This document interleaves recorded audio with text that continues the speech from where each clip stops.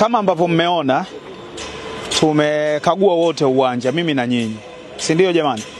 Na tumewaonyesha Watanzania wenzetu nini ambacho kinaendelea hapa ili kuhakikisha uwanja wetu unaweza kuchezeka mechi ya fainali ya kombe la shirikisho kwa sasa. Na kama ambavyo mnafahamu, tumekuwa tukifanya ukarabati mkubwa kwenye uwanja wa Benjamin Mkapa ambao ulikuwa unahusisha maeneo mengi. Nyinyi mmepita hapa, mmeona takriban viti 30,000 na kitu vimeshabadilishwa kati ya viti 63,000, na ambalo ndio lilikuwa eneo la mwisho. Kwa hivyo tulikuwa na ukarabati ambao ulikuwa unahusisha maeneo yote ya uwanja isipokuwa kwenye pitch. Na pitch ilitengenezwa na shirikisho la soka barani Afrika CAF mwaka juzi wakati walipokuja kufanya mechi ya ufunguzi wa AFL kati ya Simba na Al Ahly, na tukapewa muda kwamba tutaweza kuitumia kwa miaka 2 ambayo ilikuwa inaisha mwishoni mwa mwaka huu. Kwa hivyo tulikubaliana ya kwamba tutakapomaliza michuano ya CHAN ambayo inachezwa mwezi Agosti mwaka huu, ndio ambapo sisi tutaingia kukarabati pitch, tuifumue yote na tutengeneze pitch upya. Lakini naona kalika bahati mbaya kama mechi ya robo finali ya kombe la shirikisho kwa ngazi ya klabu kalitu zindua kwamba muda wa hii pitch unakaribia kuisha, na tumeamua kufanya ukarabati ili kuhakikisha kwamba uwanja unachezeka angalau mpaka baada ya CHAN kabla hatujaamua kufumua wote na kuitengeneza upya pitch.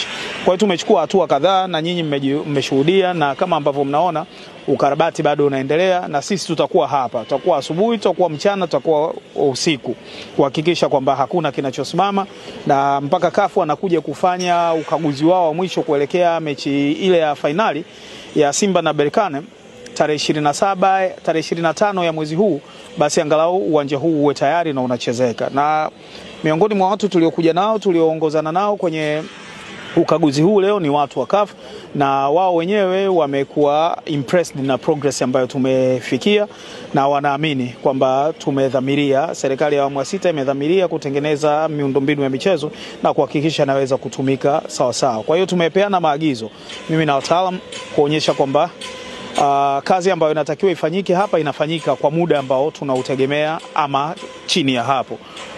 Kulikuwa na tractor kwa ajili ya stitching na scarification, na yenyewe tumeagiza tractor kutoka Uturuki, iko kwenye maji lakini tumeona inachelewa, kwa hiyo tumeagiza tractor nyingine kutoka Tanga kwenye kituo cha TFF, nyingine tumeagiza kutoka Zanzibar ili angalau zifike by kesho na tuhakikishe kwamba zinafanya kazi ambayo ilikusudiwa. Lakini pia tulielekezwa kuhusiana na zile benchi za kukalia, sio zile za wachezaji. Sasa ile ya marefari wanataka iwe na matairi, na tunayafunga leo hapa. Tumepeana masaa 24 kuhakikisha jambo hilo linakwisha. Lakini pia wanataka flag poles ziwe 6 kila upande, kwa hivyo tutafunga 2 nyingine. Lakini pia kwa sasa zinazotumika ni zile zinazofungwa juu ya taa. Tumekubaliana na Mchina ambaye anatukarabatia uwanja huu kuzifunga zile mpaka mwisho wa mwezi huu, tutakuwa na zile ili tuepukane na kufunga hizi plug pole huku chini. Lakini kulikuwa na marekebisho kwenye anti-doping room, na yenyewe yanafanyika ndani ya masaa 24 na yatakuwa na yenyewe yamekamilika. Viti kama ambavyo nimesema mwanzoni, viti kadhaa vimeshabadilishwa, na haya maeneo ambayo hayana viti angalau tutaziba na vile ambavyo vimetolewa kwa sasa kwa ajili ya mchezo huu tu, ambapo tunatarajia mpaka mwishoni mwa mwezi wa 6 viti vyote vitakuwa vimebadilishwa uwanja huu. Kwa hiyo ili kutokuwa na mapengo wakati wa mchezo, tutahakikisha viti ambavyo vimetolewa maeneo mengine vinawekwa kwa muda katika baadhi ya maeneo ili kuhakikisha uwanja wote unakuwa unakalika. Tuna maelekezo ya moja kwa moja kutoka kwa Mheshimiwa Rais kuhakikisha kwamba tunawapa nafasi, tunawapa fursa Watanzania wengi zaidi kushuhudia mchezo huu live, kwa sababu ni jambo la kihistoria na halitokei kila siku. Utaweza kuona katika muda wa historia yote ya Tanzania jambo hili linakuja kufanyika, hii ikiwa ni mara ya 3.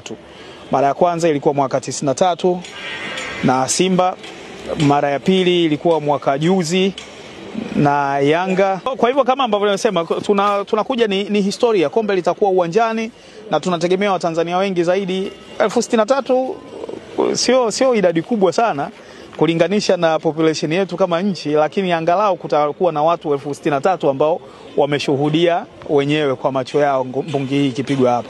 Na hata inatia raha pia kuona hata kama umekaa nyumbani kwenye TV, mbungi inapigwa kwenye uwanja ambao wewe unakuja kuangalia mechi nyingine kadhaa hapa, lakini inachezwa mechi ya kiwango hiki ambako inakwenda kuchezwa.